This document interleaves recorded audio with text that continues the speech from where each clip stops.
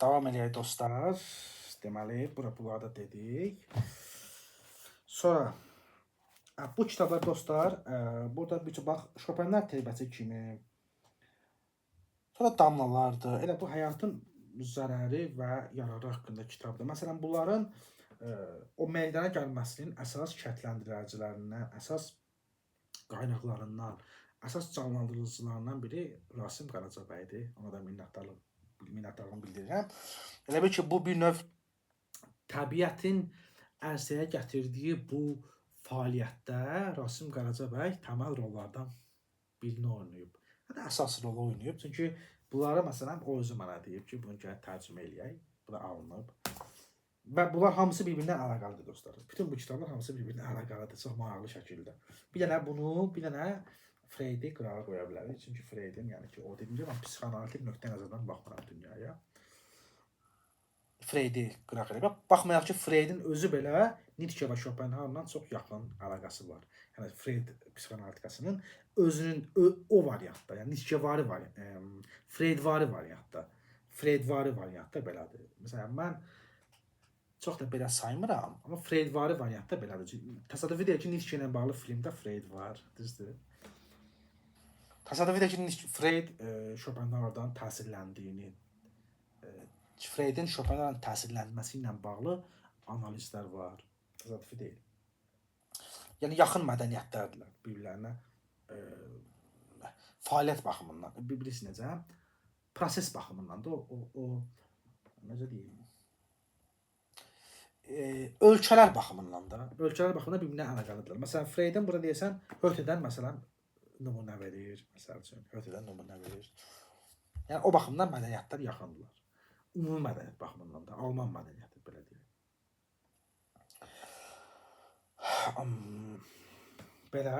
Sonra dostlar, yəni bu kitab haqqında danışaq. Bu mənim ən çox sevdiyim kitablardan biridir. Etikaya dair Arthur Schopenhauer'ın. Bu ən çox sevdiyim essedir bu dostlar. Mən onu çevirdim. Etika ilə bağlı ən çox sevdiyim essedir. Bunu da şərh edirdi, yadınıza gəlirmi? Şu şərh eləmişik saatlarla. İzah eləmişik, buradan da düşüncələr çıxartmışıq. Ən qəşəng kitablardan biridir. Əldə edib oxuyan olsa dostlar və dərk edən olsa, yəni necə deyərlər, bu ona faydası olacaq. Ruhi, intellektual baxımdan, başqa baxımlardan da faydası olacaq. Sonrasında biz harda olaraq soraq, nə işdə işləyək, dildən istifadə edirik, düzdür? Dillə əlaqələr qururuq. Bu kitablarda dildir, əsas sözdür, söz sənətidirlər. Ədəbiyyat, fəlsəfə söz sənətidir. Dolayısıyla onların dillərinə də, danışıqlarına, təfəkkürlərinə də, özlərini ifadə vasitələrinə də, güclənməsinə də təsirləri olacaq dostlar bunların.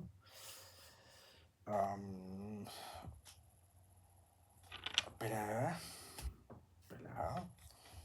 Sonra nə danışırıq dostlar? Sonra gələcək danışırıq. Sonra bir yanda başqa casus Vladimir Nabokovun. Bu Vladimir Nabokova mənim sevgimin və minnətdarlığımın bəhrəsidir. Bunu da şərh edirik. Mən yenə şərh eləmişik. Danışmışıq bu kitab barədə. Yenə də şərh eləmək olar. Ən gözəl kitablardan biridir. Baxmayaq ki, bir yoldaş deyir ki, bir yoldaş bunu oxudu, başa düşmədi, qaytardı. Təbirdir dostlar. Çünki dediyim kimi də, yəni bu sənin məsəl üçün bu kitabı da qəbul etməyin üçün müəyyən bazaya gərək var. Yəni sənin müəyyən fəlsəfi bazan olmalıdır. Sən Rus ədəbiyyatı ilə yetərincə tanış olmalısan. Flaubertlə və Proustla yetərincə tanış olmalısan ki, bu kitablara gəlib çıxa biləsən. Bunlar şərtlər dostlar. Bunlar şərtlər. Sonra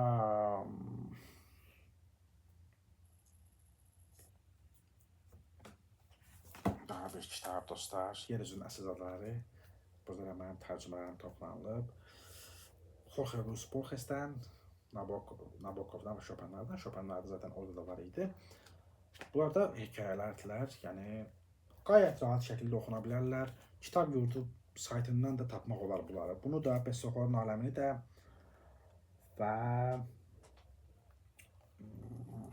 başqa nə var idi orada? Deyəsən bu ikisi var idi dostlar. Casus kitabı da orada var. Oxuya bilərsiniz dostlar. Bu kitabdır. Sonra gəlin Bir dənə də kitab. Bu dünya müdrikliyindən seçmələrdir dostlar. Burada mən zaman-zaman düşüncələr çevirirdim. Onları bir kitaba yığdım və burada çoxlu aydın işıqlandırıcı düşüncələr var. Xüsusən seçmişəm və bu həm də nə üçündür? Bu kitab məsələn nə üçündür? Bu kitab tutalım ki, bu kitabı bir oxucu oxuyarsa müxtəlif şəkillərdə, məsələn, dil baxımından bəhrələnə biləcək. Dil baxımından bəhrələnə biləcək. Yazı yazmaq baxımından bəhrələnə biləcək. Özünü ifadə baxımından bəhrələnə biləcək. Və ən əsas məsələlərdən biri dostlar budur ki, bunların hər bir kitabı dünya modelini yaradır. Bunların hər birində dünyanın kiçik bir modeli var. Dünyanın o modeli üzərində təfəkkür etməni labud edən prinsiplər var. Yəni biz deyək ki, bax bayaq dedim, məsələn, biz əylənirik. Əyləncəvi mədəniyyət bizi əyləndirir. Yüngülləşdirir həyatımızı. Bir də təfəkkür sənəti var. Yəni ki, biz elə bil ki, əyləncəvi mədəniyyətlə mənəvi mədəniyyəti birləşdiririk. O sənə təfəkkür etmək üçün isə sənə fəlsəfə və ədəbiyyat lazımdır.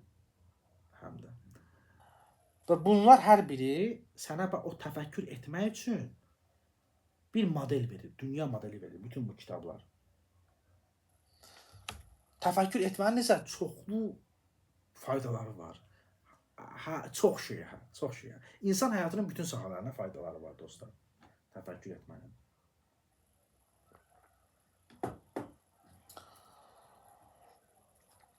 Və bunlar sənə başqa kitablar da var. Bəli, bizim mədəniyyətdə çoxlu başqa kitablar da var. Zaten mən həmin o vaxt danışmışam da, düzdür. Gücüm çatdığı qədər danışmışam. Bu kitablar da sənə %100 onu verirlər. Yəni ki, mənə inana bilərsiniz dostlar. Yəni bu kitabları əldə edən insan %100 əgər o həqiqətən fəlsəfi eşq varsa onun qəlbində, bədi eşq varsa, bilgi eşqi varsa qəlbində, mütləq şəkildə o təfəkkür etmənin saadətini və bəhrələnməsini yaşayacaq. Mütləq şəkildə və buna qabildirsə, mütləq şəkildə bunu yaşayacaq. Dolayı yolla buna əslində çoxumuz qabil ola bilərik. Əgər istəyəriksə, səy edəriksə, qabil ola bilərik. Və bu da, bax dostlar, bu kitabda mən bunu hazırladıq. Mənim üçün əhəmiyyətli bir kitab oldu. Burada da bax o düşüncə xadimlərinin, bəşəriyyətin düşüncə xadimlərinə gedişlər var. Ora göndərmələr var. Yəni sən məsələn buradan bir düşüncəni oxuyursan, xoşuna gəlir. Sən düşünürsən ki, bax bu yaradıcının fəaliyyəti ilə mən tanış ola bilərəm. O fəaliyyətini daha dərinləşdirirsən və bu sənə sonra təsir göstərir, sonra səni yetişdirir. Burada məsələn çox qəşəng düşüncələr olduğunu deyə düşünürəm dostlar.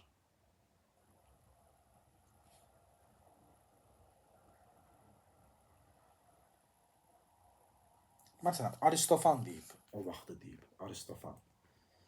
Müdriklə söhbət gözəl işdir. Düzmü deyir? Məncə hə.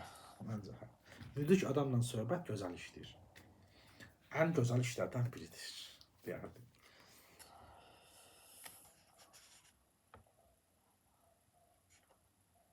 Bax, gör nə deyir. Sonra Tolstoydan çox gözəl bir söhbət var. Bax, mehribanlıq qəlbin əsas xüsusiyyətidir. Əgər bir insan mehriban deyilsə, bu ona görə belədir ki, o özündə bu təbii xüsusiyyəti körlayan hansısa aldanışa, yalana, şirnikləndirməyə və ehtirasa məruz qalıb. Tolstoyun belə bir qəlbi işıqlandıran günəş kimi bir düşüncəsi var. Mən buna razıyam dostlar. Doğrudan da mehribanlıq əslində insanın əsas xüsusiyyətidir. Biz Tolstoy belə deyir, səndə mehribanlıq yoxdursa, səni körlüyüblər qəsdən. Təbii xüsusiyyətimiz bizim mehribanlıqdır. Belə deyir Tolstoy. Mənə doğru gəlir. Məsəl üçün deyirəm dostlar. Bunu oxuyan Tolstoy fəlsəfəsinə gedəcək. Məsəl üçün deyirəm, nümunə olaraq deyirəm. Bu kitabın yaranma, nə deyim?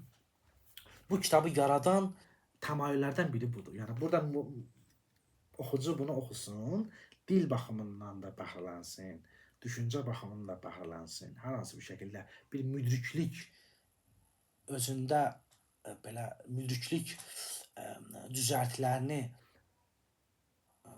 belə yaratsın özündə və sonra getsin məsələn Tolstoy dünyasına. Məsələn. Çünki ustadları unutmaq olmaz dostlar. Müəllimlərimizi, böyüklərimizi unutmaq olmaz deyə düşünürəm. Sonra nədir? Sonra mənim yenə də öz kitabımdır dostlar. Təməl kitablarımdan biridir. Mənzərə və düşüncə kitabı dostlar. Bu kitab haqqında mən yenə danışacağam. Bax, deməli bu yaxınlarda bir yoldaş bu kitabı almışdı. Bu ona dedi ki, mənə biraz anlaşılmaz qaldı mı, ya qəliz mi gəldi? Nəsə belə bir şey. Bu da təbiidir dostlar, bu da təbiidir. Çünki məsələn bu kitabı yaradan mənbələr var da. Məsəl üçün bu kitabın məsələn bir oxucu bu kitabı qəbul etməsi üçün müəyyən qədər fəlsəfi biliyi olmalıdır. Təməl mənada fəlsəfi biliyi olmalıdır. Yəni məsələn üçün bizdə heç vaxt belə kitab yazılmır, əslində yazılmır. İndi mən bunu əslində bunu kimlər deməlidir? Bunu siz ideal intellektual mühitdə necədir? İdeal intellektual mühitdə bir tənqidçilər olmalıdırlar. Yəni qüvvətli və ziyalı tənqidçilər olmalıdırlar. Müstəqil və azad tənqidçilər var. Hər bir çıxan yeni kitab haqqında özləri araşdırmalıdırlar və yazmalıdırlar. Əslində ideal mənada belədir.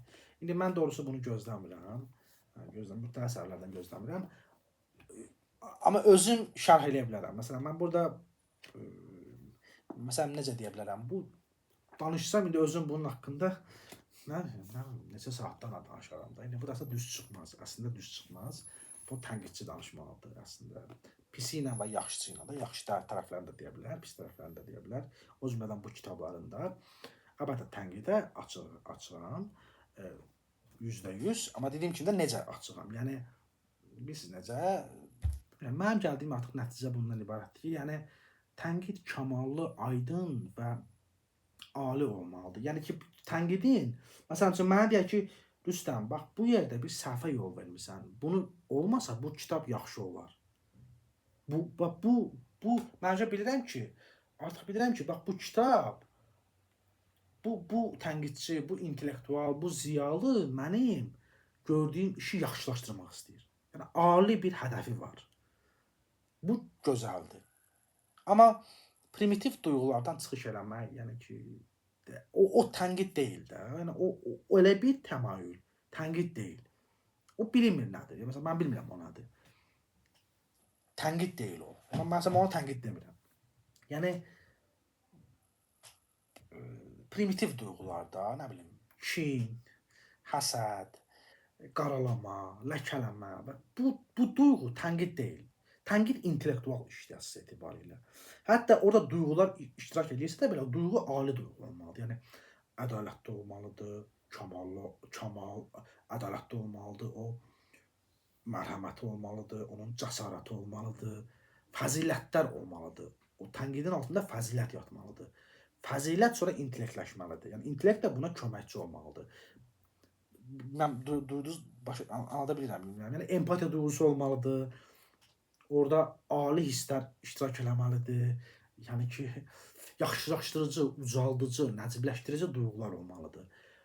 O intellekt bunların o bütünlüyü, intellekt və bu duyğuların bütünlüyü bir tənqid meydana çıxarırsa, bu superdir. Mən onu sevə-sevə qəbul edəcəm və səhvlərimi də qəbul edəcəm və düzəldəcəm. Amma primitiv duyğulardan, məsələn tənqid var, o sarsaq tənqiddir. Yəni o tənqid eləyən belə də sarsaq tənqiddir. Sarsaq tənqidi qəbul etmək əlbəttə düz olmaz. Primitiv duyğulardan çıxış edən tənqidi qəbul etmək düz olmaz. Və s. Məsələn bu kitabda nə deyim? Məsələn üçün dostlar, bu kitabda nədir? Hekayələrim var. Mənim hekayələrim var, povestlər var. Məsəl üçün ikisini göstərsəm bəsdir. Bax, yazıçı Dının minnətdarlığı. Bu hekayədir.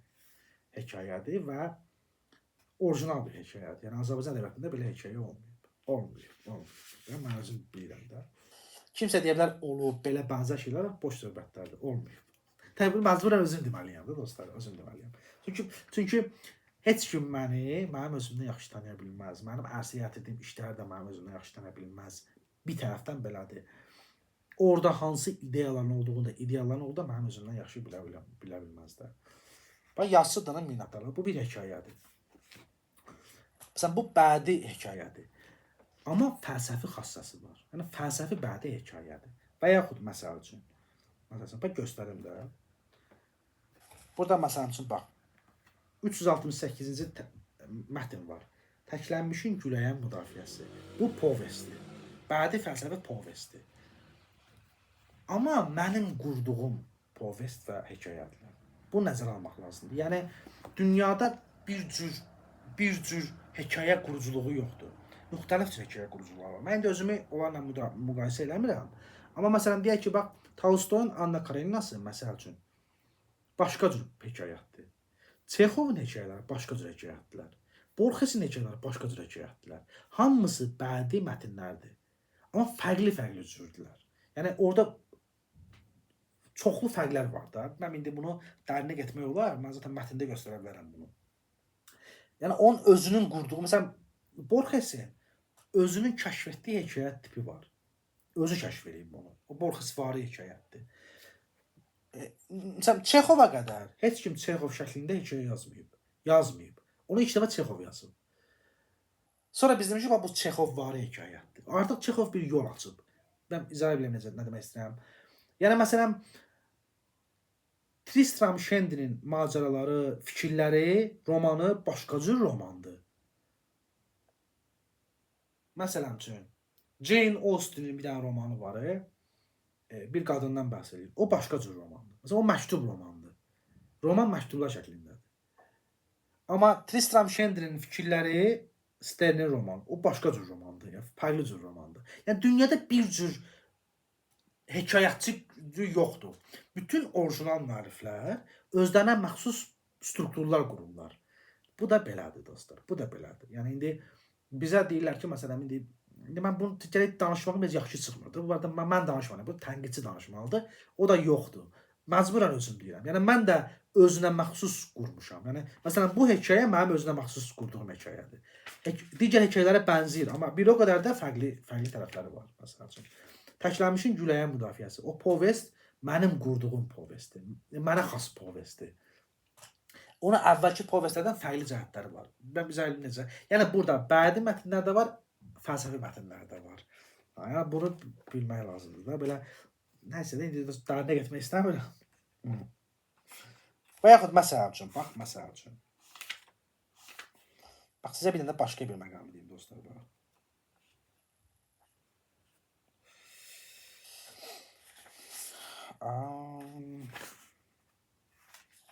Məsələn, bax, elmsevərin hasil etdiyi qənaət. Məsələn, bu elmsevər, yəni alim tipinin bir parodiyasıdır, qənaətidir. Yəni, alimin tapıntısının qənaətidir, parodiyasıdır. Yəni, məsələn, bizdə belə bir kitab olmuyor. Amma bu haqda yazılan var mı? Deyən, danışdan oldu mu? Bilmirəm. Çətin ki olsun. Bəlkə də kimsə danışıb. Amma əslində də ləyaqətli, adil bir intellektual mühitdə bu olacaq. Yəni, orada artıq tənqidçilər özləri axtar tapacaqlar. Yeni kitablar haqqında nədir bu? Bizdə nələr baş verir? Ədəbiyyat prosesdə nələr baş verir? Hansı yeni müəlliflər var? Məsələn, bu var, bu elmdən fəlsəfənin qarşılığıdır. Elm üzərində fəlsəfə qurmaqdır. Bu mətin. Məsəl üçün, elm üzərində fəlsəfə qurmaqdır. Yəni ki, bu elə bir ki, daxili mənlərin, məsələn, burada daxili mənlərin ifadələri, daxili mənlərin tapıntılarıdır. Bu kitab belədir. Məsəl üçün, burada yazıcı tipi var, ədəbiyyatçı tipi var, burada filosof tipi var, burada mömin tipi var, burada bir romantik, indi belə geniş mənada demirəm də, poetik, şeiriyyat formasında romantik tipin bir söhbəti var, hekayəti var. Burada, məsəl üçün, şəhvətpərəst, aşiq tipinin hekayəti var. Burada, məsəl üçün, qəhrəmana bir ruh halı var. Yəni məsələn bu kitabın içərisində qaynaqlar var. Qəhrəmanlar yaradası qaynaqları var. Yəni məsələn hökmdarlar yaradası qaynaqlar var. İdeal olaraq var. Oyun olaraq var. Heç olmasa oyun olaraq var. Məsələn bu kitabın içindən nə zamansa bir qəhrəman bir hökmdar çıxa bilər, çıxa bilər. Yəni ideal olaraq, oyun olaraq var. Bu kitabın içindən %100 filosof tipi çıxa bilər, çıxa bilər. Ədəbiyyatçı tipi çıxa bilər, çıxa bilər. Yəni ki, mən özüm baxda çox danışa bilərəm. Məsələn, bu kitabın içərisində bir dənə Maksimson Şənli adlı bir mətn var da. İndi o müxtəlif şəkillərdə oxuna bilər. Onu ədəbi əsər kimi də oxuya bilərsiniz, fəlsəfi oyunbazlıq da oxuya bilərsiniz və s. Məsələn, orada mənim hökmdar idealım özünə yer eləyib, məsəl üçün. Və yaxud mənim olmasa belə mənim içimdən doğan bir personajın, qəhrəmanın, bir xanımın hökmdar idealı orada özünə yer eləyib. Məsəl üçün, məsələn, o artıq oyun olaraq, heç olmasa oyun olaraq kitabın içərisində var, onu vermişəm. Sonra düşüncələr var, fəlsəfi düşüncələr var burada. Müxtəlif cür mənlərin oyunlarıdır da bu. Belə bir kitabdır məsələn bunu. Ona görə məsələn bunun alt mətni var da, bunun alt qatı var. Çox. Mən özüm o Maksimson Şənli əsərini şərh eləyəndə neçə saat şərh elədim? Neçə saat şərh elədim? Sədaqətli tamaşaçılar bilirlər. 24 saat şərh elədim. Özüm şərh elədim. İndi məsələn mənim özüm bu kitab haqqında danışmağım, yazmağım doğru mu olar? Məcburam gələk onu da özümüz eləyək. Məcburam gələk onu da özümüz eləyək. Nə deyə bilərəm? O da düz çıxmır, amma məcbur qalıb bir dəfə özüm eləyəcəm. Bu bir hekayəmi burada, bir hekayəmi siz üçün şərh eləyəcəyəm ki, əslində onun içərisində nələr var. Gələk məcburam özüm şərh eləyəm. Belə bir kitab idi dostlar bu da. Amma əlbəttə dediyim kimi, mən tənqidlərə açığam. Tənqid oluna bilərlər, amma necə tənqid? Yəni əgər ali tənqiddirsə çox gözəl, mən səhvlərimi qəbul edəcəyəm. Mümkün qədər səhvlərimi qəbul edəcəyəm və onları düzəldəcəyəm. Amma əgər alçaq tənqiddirsə, yəni ona yəqin ki, diqqət etmək doğru olmaz dostlar. Amma yaxşı tərəflərində, pis tərəflərində göstərirsə aydın şəkildə bu superdir. Yəni bunu mən qəbul edəcəyəm. Sonra dostlar, Bütlərin Çöküşü, bu da çox qəşəng kitablardan biridir dostlar. Bunu da almaq və oxumaq olar. Bu indi yəqin başqa formada da çıxacaq. Ola bilər çıxsın, nəşr olunsun, ola bilər. Bu kitabı da ala bilərsiniz dostlar. Yaxşı, yəni burada biz bir çox məsələləri danışmışıq barədə, Nietzsche barədə burada. Çox ləzzətli söhbətlər var. Bu da ali bir fəlsəfi kitabdır dostlar. Yəni ki, biz fəlsəfə ilə və bədiyyatın və fəlsəfənin ortaya qoyduğu problemlərlə məşğul olanda əslində ən ciddi və ali təfəkkür işi ilə məşğul oluruq. Bu bizim cəmiyyətdə buna qarşı münasibət isti deyil. Başa düşüləndir. Doğma deyil, amma bu heç nəyi dəyişmir də. Yəni ki, bunu sən əngəl kimi görməməlisən heç bir şəkildə. Yəni mümkün qədər əngəl kimi görməməlisən və bunu pis, belə bir şey necə? Bu elitalar məsələsi var dostlar. Yəni ki, ləyaqətli elitalar bu şeylərin qədrini bilirlər. Mütləq şəkildə. Və elitalar bu dəyərlərin, intellektual, ruhani, mənəvi dəyərlərin qədrini biləndə xalq da, cəmaət da ona uyğun şəkil alır. Xalq da, cəmaət da özünə çəki düzən verir. Xalq da, cəmaət da başa düşür ki, bəli, dünyada dəyərli, ali xassələr var. Dünyada ali ideallar var, ali təmayüllər var. Yəni, insanın sadəcə yeməsi, içməsi, bunlar çox gözəldirlər. Bəli, bizə lazımdırlar. Mən də dadlı yeməkləri çox sevirəm. Mən də əylənməyi sevirəm. İndi öz çapımda da, öz imkanlarım çərçivəsində. Mən də, nə bilim, rəqs etməyi çox sevirəm. Öz imkanlarım çərçivəsində. Mən də fiziki, cismani həzləri çox sevirəm. Digər insanlar kimi. Amma bizim təkcə həyatımız bundan ibarət deyil və ola bilməz. Zaten bunu bizim bilgimiz də, əlimizdə olan bilgi də, məktəblərimizdə, təhsil strukturlarımızda bunu açıq-aydın göstərir də bizə. Bizim üçün həm də bilgi əhəmiyyətlidir. Bizim üçün həm də intellektual həzlər əhəmiyyətlidir.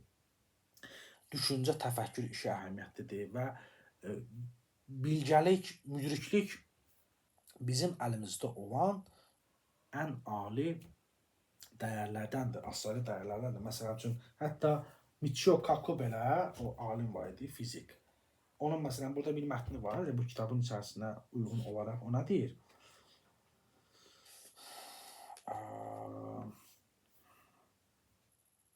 Məsələn üçün, o Mahatma Gandhi'dən misal göstərir. Mahatma Gandhi nə deyir? O müdrikliyi əhəmiyyətli sayır da. Bax, deyir ki, zorakılığın kökləri nədir? Zəhmətsiz zənginlik, şuursuz həzz, xaraktersiz bilgi, əxlaqsız ticarət, qeyri-humanist elm, qeyri-fədakar ibadət, prinsipsiz siyasətdir. Yəni, bu nədir? Müdrikliyi ilə bağlı bir şeydir, dostlar. Yəni, burada Michio Kaku, görürsünüz, son nəticədə nəyə gəlib çıxır? Yəni, hətta fiziklər belə, elm adamları belə sonda nəyə gəlib çıxırlar? Müdrikliyin əhəmiyyətinə. Yəni, müdriklik nə iləndir? Nə ilə əldə olunur? Bizə müdriklik həm də poetik gözəlliklərlə bir tane də müdriklik lazımdır. Ədəbiyyatla bu həm də bağlıdır. Müdriklik nə ilə bağlı? Təfəkkür etməklə bağlı. Təfəkkür etməklə nə bağlıdır? Təməl fəlsəfi düşüncə ilə bağlıdır. Fəlsəfi mətnlərlə bağlıdır. Fəlsəfi fəaliyyətlə bağlıdır. Düşüncə işi ilə bağlıdır. Ona görə də bu işlər çox dəyərli işlərdir. Çox dəyərli işlərdir. Hər nə qədər bunun qədri bilinməsə də, hər nə qədər bu mənfi münasibətlə geri gələndə üzləşsə də, soyuq laqeyd münasibətlə üzləşsə də belə, məsələ heç vaxt dəyişə bilməz. Yəni, təməl məsələ heç vaxt dəyişə bilməz. Baxın, məsələn üçün mən məsələn üçün bunun üçün gəlsə bir örnək göstərim. Biz dünyada, məsələn, mən zaman-zaman baxıram, deyir ki, tarixi dəyişdirən, tarixə yön verən şəxslər, şəxsiyyətlərə baxsan, görürsən, onların içərisində mütləq şəkildə filozofların yeri var, mütləq şəkildə. Liderlərin də yeri var, hökümdarların da yeri var, filozofların da yeri var, mütləq şəkildə. Şərqdə də qərbdə də. Bu təfəkkür işinin nə qədər dəyərli olduğunu isbatlayır bu artıq. Yəni, dünyanın bütün ləyaqətli elitaları bunun dəyərini bilirlər, qədrini bilirlər və qədrini, dəyərini o açıq şəkildə bilməsələr belə zehinlərində bilirlər, qəlblərində bilirlər. Az və ya çox dərəcədə bunun fərqindədirlər. Bəli, dostlar, belədir. Təfəkkür işi təməl işlərimizdən biridir. Və dostlar, yeni kitabım da çap olundu. Adı bəlkə biraz da qıcıqlandırıcıdır. Mənim personajımdır, dostlar. Mən bunu yaratmışam. Bilgə Pəhləvanın aləmi. Bu bilgə bir pəhləvandır. Bu bilgə pəhləvan bir aləm qurub, dostlar. Bədi fəlsəfi aləm qurub və orada söhbətlər eləyir. Düşüncələr ürətir, söhbətlər eləyir. Həm ədəbi, həm fəlsəfi söhbətlər eləyir. Və bu bilgə pəhləvanın aləmində o söhbətlərlə tanış olmaq, oxucunun o söhbətlərlə tanış olmaq imkanları yaranacaq, dostlar. Nə deyim, bu barədə nə danışım, dostlar? Nə danışım? Bu, yeri gəlmişkən dizaynı mənim özümündür. Bu kitabların çoxunun dizaynı. Çoxunun dizaynı elə mənim özümündür, dostlar. Yox. Çoxun deyəndə bir çoxunu da. Mənim öz kitablarımın dizaynı mənim özümündür.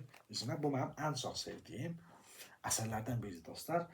Bu Francesco Hayez var, bir İtalyan rəssamı. Çox belə şahanə əsərləri var onun. Samson və Aslan əsərdir bu, dostlar. Bu, bax, məsələn üçün, biz görürük də, o, istər Hollywood filmlərində, istər o 20-ci əsrdə xüsusən də o bəlli bir insan, bəlli bir o kişi tipi var da, məsələn üçün. Sonra o yayıldı fitness aləminə, bodybuilding aləminə, bax, o tip var, o bədən tipi. O əzələ strukturu var da. Bax, o əzələ strukturunun yaradıcılarından biri, bax, Francesco Hayez'dir, dostlar. Bu kimsə qəribə yerə bilər, qəribə yanmasın. Yəni, mən bir dəfə demişdim, bizi yaradan mənbələr var, dolayı yollarla, dolayı mədəniyyətin içərisində bizi yaradırlar. Bax, Francesco Hayez'in bu tip, bax, belə, bu tip o atletlər yaratan əsərlər olub. Məsələn üçün, Francesco Hayez bu rəsmi çəkib, bir insan bunu görüb, məsələn üçün, deyək ki, idman xadimi deyib ki, Bu necə gözəl belə bədən quruluşudur məsəl üçün. Bu görəsən bu klassik idealdır da, bu Yunan idealıdır. Yenidən yaradılıb da. Bu bədəni görəsən reallıqda necə yığmaq olar məsəl üçün. Bunun üçün nə etmək lazımdır? Başlayıb düşünməyə. Bir idman aləti yaradıb, bir diyeta yaradıb. İzah eləmək demək istəyirəm. Yəni bax bütün bu gözəl rəssamların, sənətkarların, bu mütəfəkkirlərin, alimlərin dolayı yollarından bax bizə belə təsirlər alır. Bizim müxtəlif formalarda biz onun fərqində olmasaq da məktəblərlə, bizə gəlib çıxan o mənbələrlə, qaynaqlarla, kitablarla, filmlər, tamaşalarla bizə belə təsirlər olur. Məsələn üçün, adicə bu rəsmin belə mən sizə əmin edə bilərəm ki, bu rəsmin belə kino dünyasına böyük təsiri olub. Kino dünyasına belə təsiri olub. Rəsmin gözəlliyini görürsünüz dostlar. Bu Samson var, Pəhləvan Şimşon. Mən deməli uşaqlarda bir Bibliya oxumuşdum dostlar, çox xoşuma gəlmişdi rəsmlərlə belə. Orada Pəhləvan Samson da o Bibliya qəhrəmanıdır. Ona elə bil ki dostlar, sevdiyi qadın satırdı onu. Sevdiyi qadın satır. O qadına güvənir. Onun belə qoynunda da uzanır. Özünü orada rahat bırakırdı. Yəni qadının o ağuşuna özünü rahat bırakır. Və bu onun başında çatlayır da, qadın onu satır. O Pəhləvan Şimşonun hekayətidir də, onu da zəncirləyirlər. Onun gücü saçlarında olur. Filmlərdə var, filmlərə də baxa bilərsiniz. Filmlərdə var. O Pəhləvan Şimşonun gücü saçlarında olur. Saçlarını qırxırlar. Bu qadına deyir ki, mənim gücüm saçlarındadır. Ürəyin açır da. Qadın bunu satır. Və bunun saçlarını qırxırlar, gücdən düşür və bunu belə zəncirləyirlər də. Zəncirləyirlər və başlayırlar bundan məzələnməyə. Yəni bunu gücsüzləşdirirlər Şimşonu. O gücdən düşür, çöşdürürlər onu və başlayırlar bundan məzələnməyə də. Bu da indi bu dözür, belə də aşağılanmaya dözür və bu zaman bunun saçları gəlməyə başlayır. Saçlar uzanır axı, kəsin. Gücü təzədən özünə gəlir. Ala deyir ki, ya Rəbb deyir, o gücü gəlir özünə deyir. Ya Rəbb, mənə deyir güc ver, qisasımı alayım. Belə indi otururlar axı bundan məzələnirlər də. Bu da məqbərət də. Sütunlara bunu belə zəncirləyirlər sütunlara. Otururlar bundan məzələnirlər, bunun gücü gəlib axı. Doğurtur belə, o tikili, dağılır, özü də məhv olur, düşmənlərini də məhv edir. Bu çox qəşəng bir, belə necə deyirlər, simvolikadır da, bu qəşəng simvolikadır. Özdə mənim yadıma gəlir ki, o hekayətdə belə idi. O deməli o elə bil ki, o mətnə romantika verirdi də. Bir var deyir ki, ya Rəbb, mənə güc ver, qisasımı alım. Orada belə deyir, ya Rəbb, mənə güc ver, qisasımı alayım. Pəhləvana belə tərzdir də, pəhləvana tərzdir. O da belə dartır, məqbələ dağılır, özü də məhv olur, düşmənlərini də məhv edir. Və bu kitabın içərisində də həman o Samsonla, Pəhləvan Şimşonla əlaqələr var dostlar. Ona görə yaxşı oxucu onu görməlidir də. Ona görə də mən üzü olaraq o Francesca Hayez'in bu gözəl əsərini seçdim dostlar. Bu kitabın yaxşı mövzusu nədir dostlar? Bu hələ satışda yoxdur. Alsaz çox sevinərəm gerçəkdən. Yəni yaxşı oxucular istəyərdim bu kitab yaxşı oxuculara çatsın. Elə bu kitabların hamısı kimi. Bəlkə də nə zamansa gələcəkdə çatar dostlar. Yeri gəlmişkən dostlar, bu kitabların bir çoxu Axundov kitabxanasında da var. Oradan da oxuya bilərsiniz. İstəsəniz verərlər sizə oradan oxumağa. Soruşa bilərsiniz də hər halda. Bu kitab da dostlar satışda olanda məlumat verəcəyəm. Hardan əldə eləmək olar. Bu kitab da fəlsəfi kitabdır. Fəlsəfi bədii kitabdır. Burada deməli yaxşı, bunun mövzusu nədir və ya mətndən nə mətnlərdir dostlar? Sizdən deyirəm də bu necə bir şeydir? Məsələn üçün, bax sizə bayaq bu mənzərə və düşüncə kitabından. Burada məsələn üçün, bax sizə iki mətn göstərdim. Dedim ki, bu bir hekayə, bir povest. İkisi hələ ki bəsdir də. Bu, məsələn, nədir? Tam olaraq Rüstəm, buradakı mövzu nədir? Dostlar, bax, bu nədir bilirsiniz? Təsəvvürə bağlıdır. Yəni ki, məsələn, mən mənə gələn təsəvvürü verirəm. Və mənə bir təsəvvür gəlir, bir ideya. Gəzəndə, müxtəlif formalarda. Gecə yatanda, olur ki, yata bilmirsən, fırlansan yerində, qala bilmirsən, bədənindən giziltilər keçir. Nəsə ki, bir mənzərə gəlir, ideya gəlir. Sənə deyir ki, təbiət sənə deyir ki, bu ideyanı ver. Sözlü mətnə çevir. Mən də sözlü mətnə çevirirəm. Yəni bu kitabdakı mətn nədir? Məsələn, burada bir dənə uzun bir öz söz. Əsərin mətnin adı belədir. Bu nədir? Bu həm fəlsəfədir, həm ədəbiyyatdır dostlar. Həm fəlsəfədir, həm ədəbiyyatdır. Və yaxud bundan sonra bir dənə belə bir şey var, bax. Sənəməzəm, ad belədir, bax. Oynağanlığın davamı, bəlli oynağanlığın davamı. Çünki bu kitab bunların tamamlayıcısıdır dostlar. Bu kitabda bunların tamamlayıcısıdır. Belə oxunmalıdır. Yəni mən hətta deyərdim ki sizə dostlar, əgər kimsə mənlə deyək ki, tanış olmaq istəyirsə, yaradıcılığımla məsəl üçün hamısını oxumalıdır. Mənim öz kitablarımı da, tərcümələri də. Yəni bunlar hamısı bir dənə dünyanın, aləmin ifadələridir. Belə oxunmalıdır. O zaman o təsəvvürü oxucu tuta biləcək. Bunların hamısı oxunmalıdır. Hamısı oxunmalıdır. Çünki bunlar hamısı bir dənə dünyanı, bir dənə aləmi mədəniyyət edirlər. Çünki orada kanallar var. Məsələn, mən deyək ki, Dərdləşmə kitabındakı kanallarla oxucunu göndərirəm başqa diyarlara. Onlardan da yetişsin. Dolayısıyla bu kitablar hamısı bir filosofun, mütəfəkkirin, bir sənətkarın, yazıçının bu mənada başqa cür də ola bilər və bir müminin, yəni o dərin insaniyyət, dərin insanlıq tipinin yaranması üçün qaynaqlardılar. Qaynaqlardır. Bütün hamısı oxunmalıdır əslində. Əslində hamısı oxunmalıdır. Belə, yəni bunu tədqiq eləmək istəyən də bunların hamısı tədqiq eləməlidir. Əlaqəlidirlər bunlar bir-birinə. Bu kitab da bunun tamamlayıcısıdır. Mütləq bu şəkildə daha yaxşı başa düşüləcək. Yəni o mətnlər nədirlər? Həm ədəbiyyat, həm fəlsəfə dostlar. Yəni belə deyim dostlar, nə deyim buna? Mənim kəşf etdiyim tərzdir. Mənim kəşf etdiyim tərzdir. Belədir dostlar, belədir. Yəni məsəl üçün kimsə deyə bilər ki, buna ad deyə bilər, buna deyirlər ki, Rüstəm, sən bu məsələni şişirirsən, yox yalan danışırsan, yox belə şey ola bilər. Belədir. Yəni mən kəşf eləmişəm onu. Yəni mətnin tərzini mən kəşf eləmişəm. O həm ədəbiyyatdır, həm fəlsəfədir. Parodiyadır. Ədəbi fəlsəfə. Dünyanın hər ikisi, hamısı dünyanın kiçik bir modelidir. Burada deməli, sonra məsələn, ədəbi əsərlərin içərisindəki fəlsəfi həqiqətlərin sözlü sənətə çevrilməsi məsələsi var ha. Ona da rast gələcəksiniz bu kitablarda olduğu kimi. Sonra məsələn burada düşüncələr, fəlsəfi düşüncələr də var. Və bir də əlavə olaraq yenə də dostlar, ustadları xatırlamağımız üçün bura mən müəyyən dünya müdrikliyindən düşüncələr də salmışam. Mütləq onlar da əhəmiyyətlidirlər, çünki onlar da bizi ustadlara göndərir.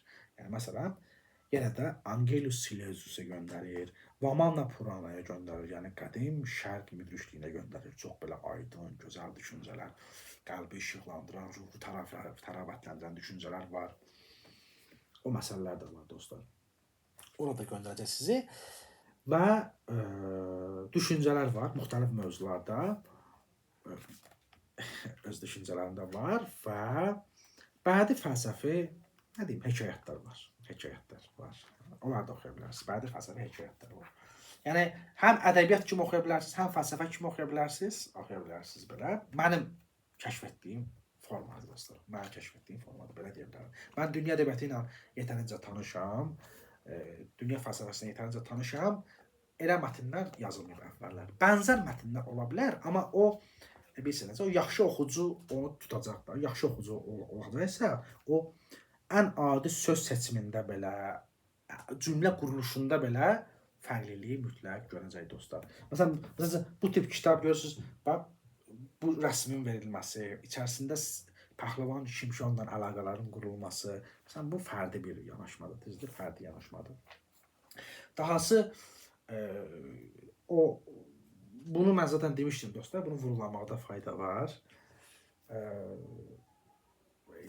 Nə deyərdim?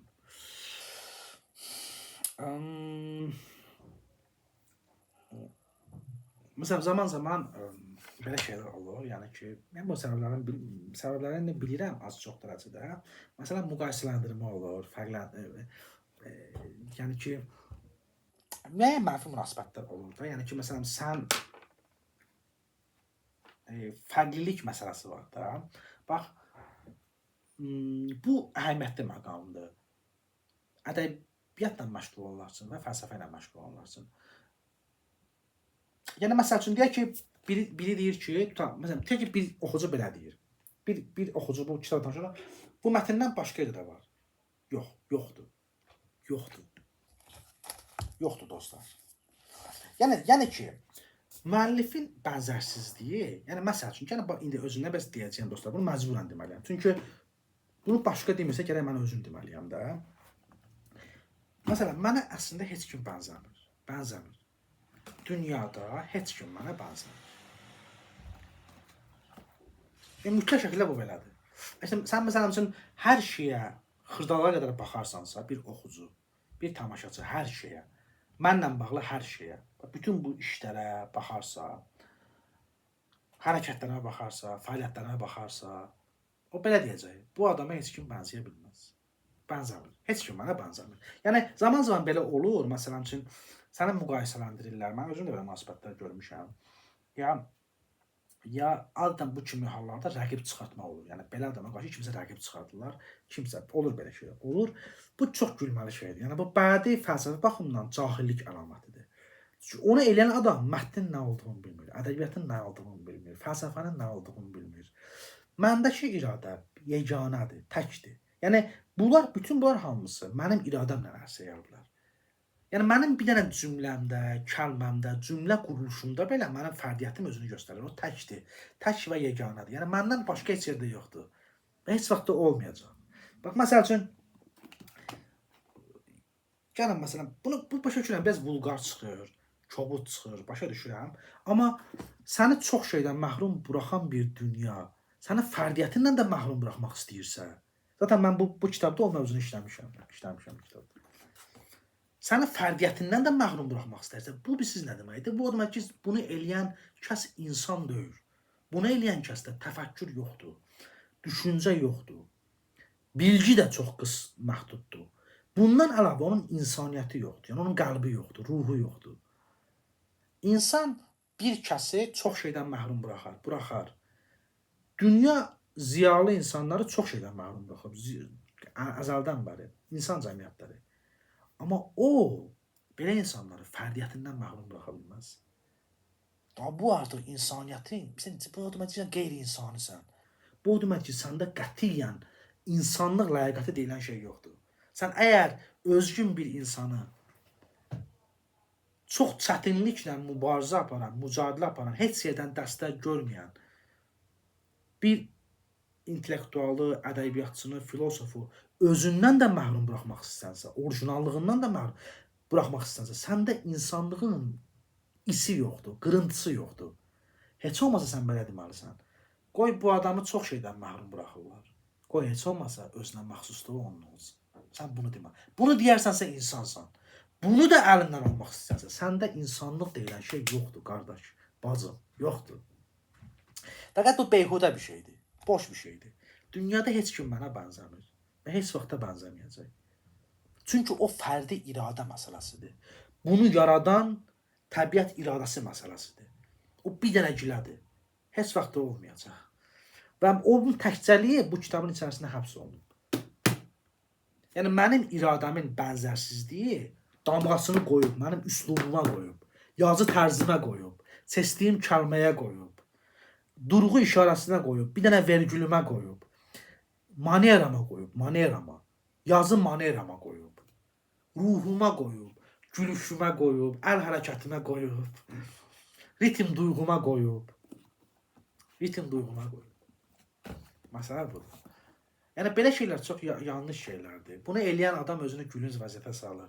Bunu eləyən adam özünün, bilirsən necə, o bilgisinin, fəlsəfi bilgisinin azlığını ələ verir. Düşüncə məhdudluğunu ələ verir. Bax, məsələn, gəlin sizə nəyi göstərim. Məsələn, bax.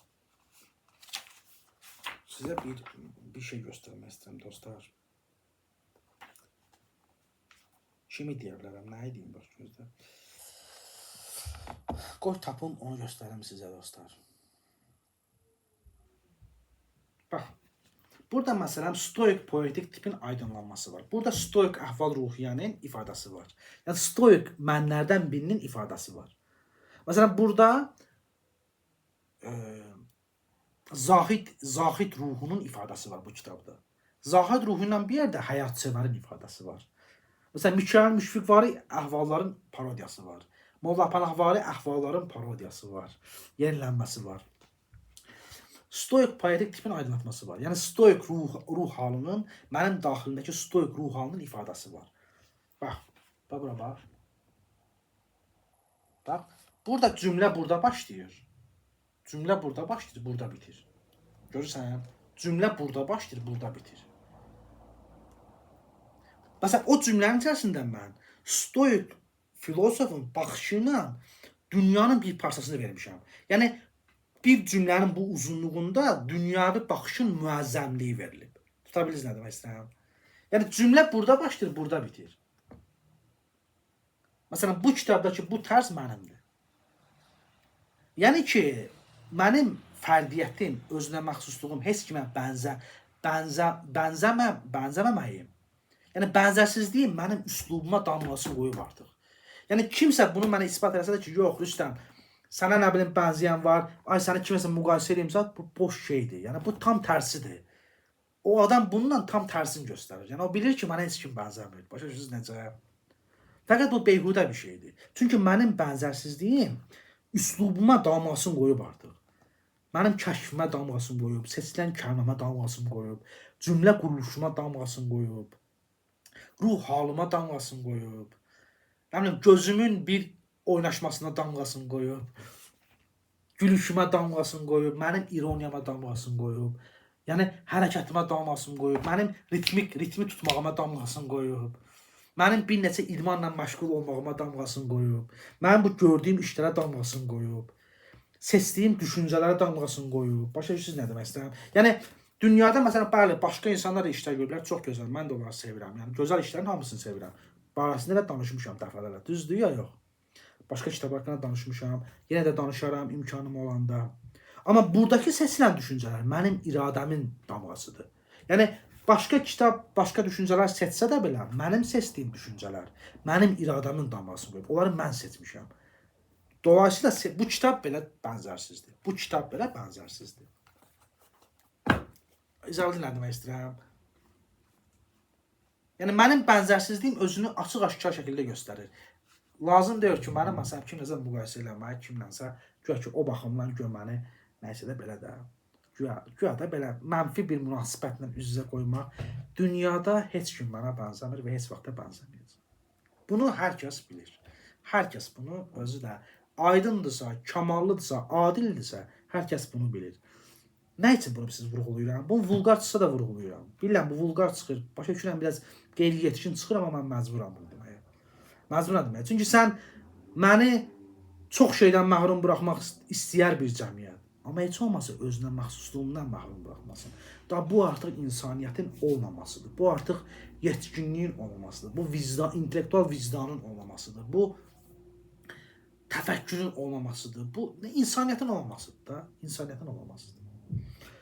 Belə dostlar, yəni ki, bu mütləq belədir. Zaten mən bu kitabın bir mövzularından biri də budur. Mövzularından biri də budur. Mən bu kitabda tamamlayıcı olaraq o məsələni işləmişəm. Dünyada heç kim mənə bənzəmir və heç vaxt da bənzəməyəcək. Və bu gələcəkdə də özünü göstərəcək. Başqa-başqa kitablarla, başqa-başqa düşüncələrlə, başqa-başqa kəşflərlə mütləq şəkildə özünü göstərəcək. Mövzular bənzər ola bilər. Dostluq haqqında çox insan söz deyə bilər. Sevgidən Rumi də danışıb, Flaubert də danışıb, Proust da danışıb, Nabokov da danışıb, Tolstoy da danışıb.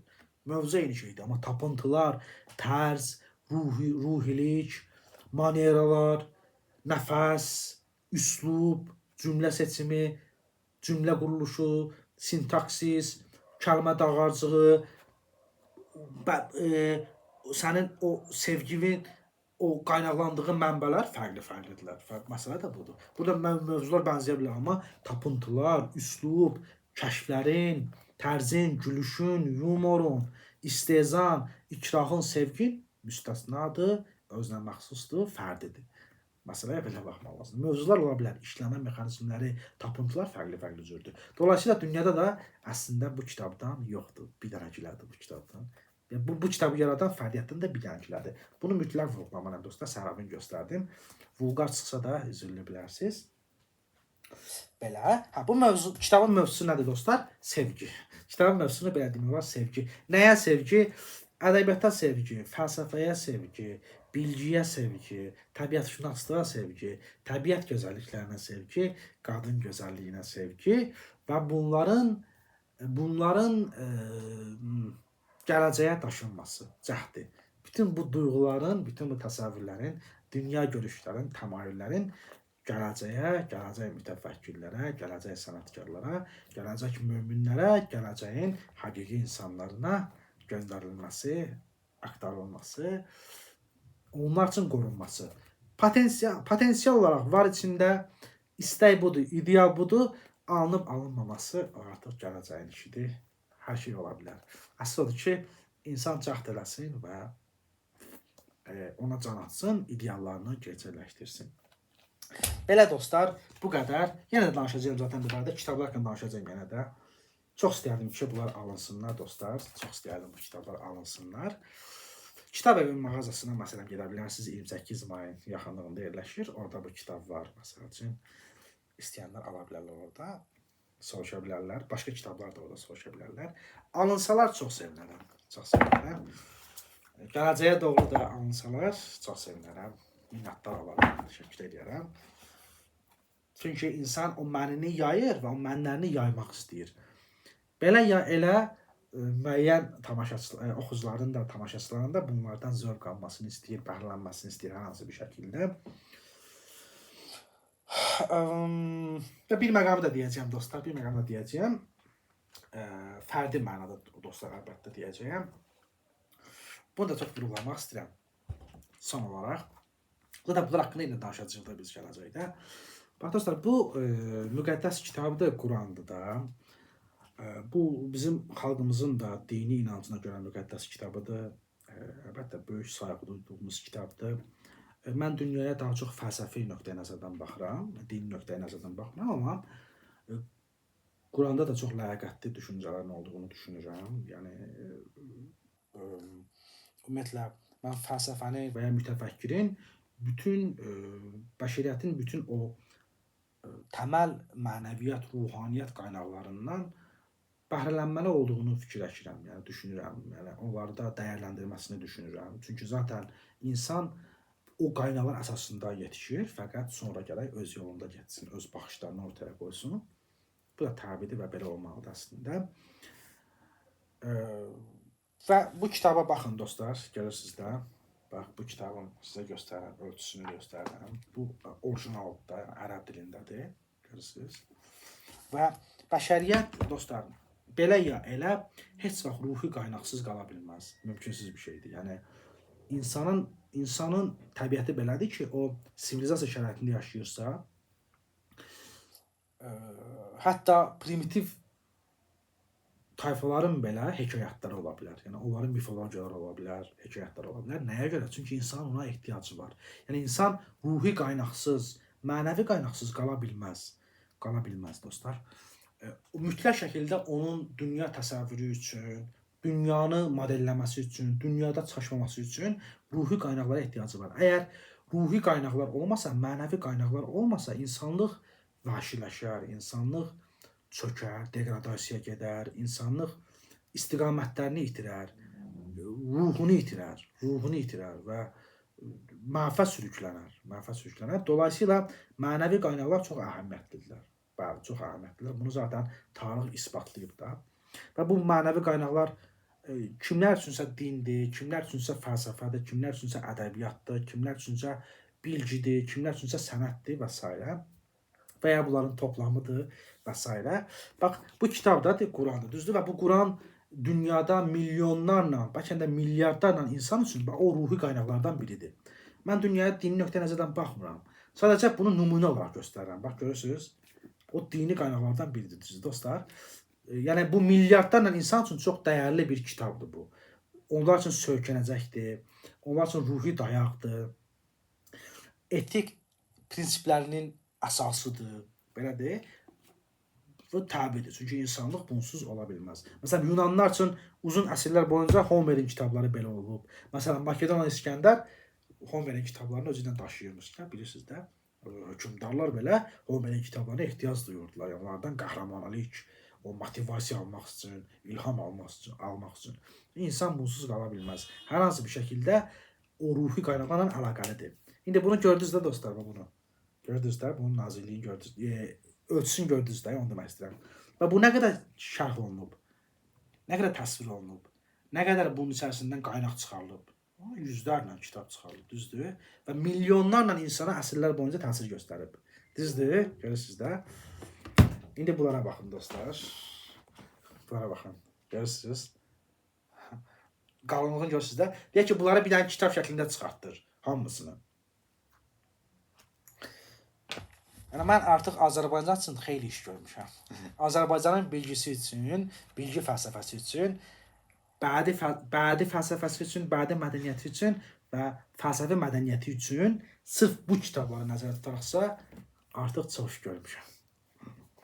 Yəni gələcək əsrlər boyunca belə gələcəyin ziyalılarının düşünməsi, təfəkkür etməsi, bəhrələnməsi, nə bilim, özlərini formalaşdırması, müxtəlif cür həyata əhəmiyyətli məsələlər haqqında düşünməsi, bir nəticəyə vara bilməsi üçün etik, estetik mövzuları, məqamları nəzərə alıb, onlar üzərində fikirləşib, onlardan ümumiyyətlə insanlıq üçün, cəmiyyət üçün, yaxınları üçün qənaətlər çıxarması üçün artıq çox iş görmüşəm. Ən azından gələcəyin Azərbaycanın filosofları, sənətkarları və möminləri üçün yetərincə çox iş görmüşəm. Qalınlığı görürsünüz də, məsəl üçün, örnək verirəm də, bir də buna baxın. Yəni, nümunə olaraq verdim. Yəni, bunlar da əslində bir bədi fəlsəfi qaynaqlar, ruhi qaynaqlar, dostlar. Yəni, yetərincə artıq çox iş görmüşəm. Yetərincə artıq çox iş görmüşəm, öz ölçümdə. Öz ölçümdə, yəni, məsələn, mən heç yerdə mənlə bağlı bir videonun paylaşdığını görməmişəm indiyə qədər. Çox insanı görmüşəm. Amma heç kim də görməmişəm, bir dəfə mənim videomu paylaşsın. Demək olar görməmişəm. Facebookda gəzəndə, orada, burada görməmişəm də. Heç kim bunu eləmir. Amma məcburəm, gərək bunu özüm eləyəm, dostlar. Bəlkə də kimlərsə eləyirlər, mən görməmişəm. Məcburəm özüm eləməliyəm, bunu üzrlü bilin. Başa düşürəm, bəzi vulqarlıqdır. Amma gərək özüm eləyəm. Belə dostlar, yəni müqayisələndirdim ki, bu qalınlığa bax, artıq çox iş görülür artıq. Amma yenə də görülür, İndi bir kitab çıxacaq dostlar. Oh, elə gözəl kitabdır. Rasim Qaracabay ilə çıxardacağıq onu. Nietzsche'nin, mən də onu birinci dəfə də oxuyurdum. Nə deyim, vallahi dostlar, dəhşət dərəcə gözəl kitabdır. Yəni kitab çıxandan sonra inşallah bir ay ərzində o da çıxacaq. Fəlsəfi kitabdır. O çox gözəl bir töhfə olacaq mənə görə, öz çapımda, öz ölçümdə. Azərbaycanın musiqi mədəniyyətinə çox gözəl bir töhfə olacaq dostlar. Çox gözəl bir töhfə olacaq. O Azərbaycan dili o əsərin də öhdəsindən gəldi. Və bunu da deyim, Azərbaycan dili mənə gəncliyimdən bəri Azərbaycanda çox pis deyənlər olublar, bizim ziyalılarımız içərisində. Mən heç vaxt bundan razılaşmamışam. Mən Azərbaycan dilini çox sevirəm. Baxmayaraq ki, öyrənirəm sürəkli. Mənim yəni çatışmazlıqlarım var Azərbaycan dili ilə bağlı. Geri gəlmişəm, bu kitabın içərisində korrektorunu Aynura xanım eləyib. Korrektor heç, o korrektor məsələləri onluqdur. Müəyyən yerlərdə dostlar, yeri gəlmişkən, müəyyən qəsdli redaktor səhvləri var. Onun içərisindəki bir məqamla əlaqəlidir. Bunu da nəzərə alasınız. Qəsdli redaktor, qəsd eləmişəm onları. Bir neçə yerdə bir səhv var. Amma istər bu kitab, dostlar, bax sizə bir söz deyim, mənim dünya baxışımı yetərincə dolğun şəkildə ifadə eləməyimə şərait yaratdı. Azərbaycan dili mənim dünya təsəvvürümü, bu kitablardakı bədii fəlsəfi dünya təsəvvürümü ifadə etməyimə yetərincə şərait yaratdı. Bəli, yetərincə şərait yaratdı. Yəni mən Azərbaycan dilindən heç şikayətçi deyiləm. Heç şikayətçi deyiləm. Bəli, düzələ bilər, yaxşılaşa bilər, inkişaf edilə bilər. Əlbəttə ki, belə də olmalıdır da elə. Amma mən şikayətçi deyiləm. Mən yəni şübhəsiz ki, bizim ifadə edə bilmədiklərimiz var, amma o model ki var, məni məmnun edəcək qədər o modeli verə bilmişəm bu kitablarda. Elə bu kitabda da dostlar, yeri gəlmişəm bunu da deyim. Yəni Azərbaycan dilinin dəyərini görürəm və çox məmnun qalıram və çox sevinirəm bundan. Azərbaycan dili məni düzdür, bir çətinə salır, çətindir. Yazılması çox çətindir. Çox çətinliyə çəkdim. Amma öhdəsindən gəldi. Yəni mənim təsəvvürlərimi verə bilmişəm o kitablarda. Yeri gəlmişkən, indi Nietzsche'nin o çıxardacağımız kitabda, Rasim Qaracabay ilə çıxardacağımız kitabda və Azərbaycan dilinin öhdəsindən belə gəldi. Azərbaycan dili o kitabın da öhdəsindən gəldi. Yəni Nietzsche'nin o mətnini öz mətnindən ala bildi kifayət qədər aydın şəkildə.